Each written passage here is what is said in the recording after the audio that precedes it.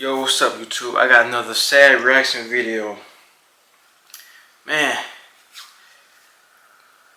these drugs and these young folks, man, they need to. Man, I don't understand it.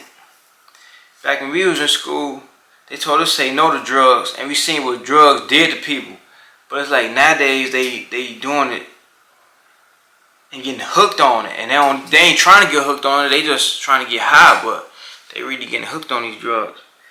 So I go ahead and get into this video right here. It say Delilah, 14, homeless and stuck on blues, which is fentanyl, I believe so. I'm gonna go ahead and let me put everything on silent because I don't want my phone or nothing to ring. Cool. Now let's go. Let's get right into it now.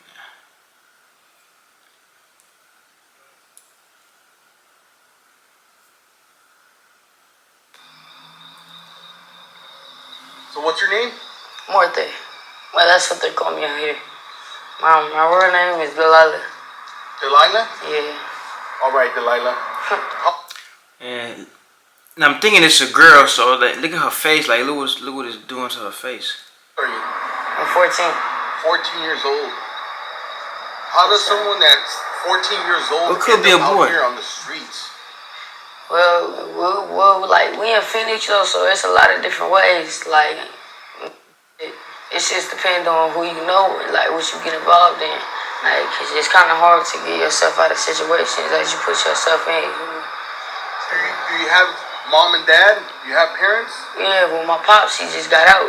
He doing time again, but he locked up now. My mama, I got my mom. That's about it. Do they know about your current situation that you're out here on the streets? Yeah. And what do they tell you? My mama, she don't. I mean, they could tell just by looking at her face, his or her face, and they could tell that something ain't right. I'm gonna be honest though, she don't be out here at all. And I respect that. That's why I don't want to be out here, but I can't like go through withdrawals and shit at my house because she got other kids. She's got a baby and shit. So you feel me? It's gonna be hard for her to deal with that. And on top of that, she gotta see me like this, and it's like, yeah. Yeah. How many siblings do you have? I got like 8 or 9. Well, yeah, 9 now, cause she's had a baby. Yeah. 9. And are you the oldest? Are you the youngest? I'm the middle child. You're the middle child. So what's up with the oldest? What about your older brothers and sisters? Are they doing good? Yeah, or they are good. They out here in the streets? No, they all doing good. Mainly it's only me. They all in school, playing sports, all that like good shit. But that one just took the wrong route. So you're the only one out here on the streets? Yeah. Why do you choose to be out here? Well, shit, it's not like it was really my choice, but it's kind of like it was there. It ain't no choice to do no drugs. It was like it's a choice to get high, but then you don't know that your body get addicted to it so fast to where you stuck in it now. It's like you gotta keep doing it, She wasn't trying to get into. That's like me drinking. Like, see, I ain't no alcoholic, but if I keep drinking every day, I could become an alcoholic. Shit, like I feel like, but shit, I gotta understand that I got my mama and shit too though. So yeah. Did you start messing with the blues? Yeah. How did you start messing with the blues? Shit, I was on 83rd and Medal, and my brother, like, I was kind of going through some shit, so I was already a runaway, so I was staying at his house and shit. And then he also was on the blues and shit. He also got kicked out of his mama's house because his mom, like, he would do blues and some more shit. So then I was like, man, I kind of just started selling shit first. I started selling weed, and then I started selling Xanax and all type of shit. And I started doing it with him because one day he was like, come here. Like, I was just hurt. Like, I was crying and shit. Because, like, I know the shit I'm doing is wrong, but it's like, it's hard for me. So, shit. And then we just started smoking, and I just felt like, man, I felt better for real. I felt like that's some pain relief. Like, God damn.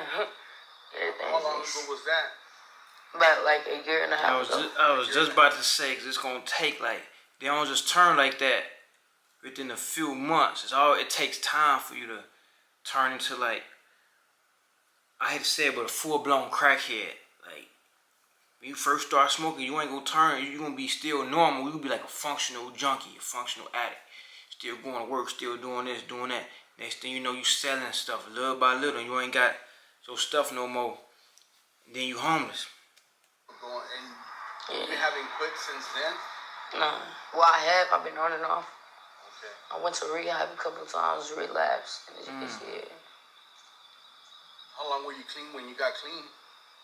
Like, shit, 2 or 3 weeks. That's about it. What do you think triggers you to... I think that fentanyl hard to shake. It's like heroin. That shit, it's hard to shake. Relapse again.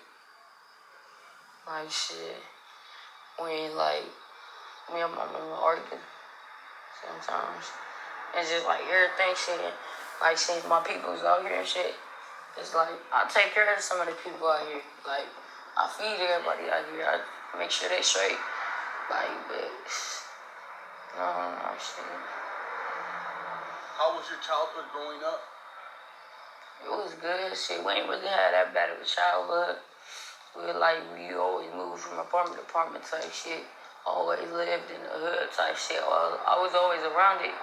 I was always getting kicked out of school, expelled and shit. Yeah. But I was never like into the streets type shit. I was smoking cigarettes in the 4th grade and shit. See, that's like where it started right there. See, I was just like, I came from a bad environment too, but I always said no to drugs, cause like I guess I was just a square, but I always said no, cause that's what everybody else was saying. No, the teachers were saying say no to drugs. The adults were saying don't do drugs. That's why I stayed away from it, and I thank God I stayed away from it. That, but like, I never thought that I would be like doing this shit, like, cause it's never like I growing up, I would see people like this all around me, and I'm like, I ain't never gonna be like that. And shit, I'm one of them people now. It's like, damn, make no sense of it. That's damn shame. That's crazy. So you see people like that, then you be like, I'd never be like that. But that's why you can't say never. Because you never know how your life going to turn out. You might get depressed. You might want to hit that.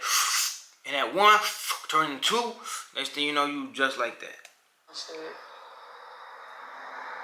How dangerous is it out here for a 14-year-old to be on the streets?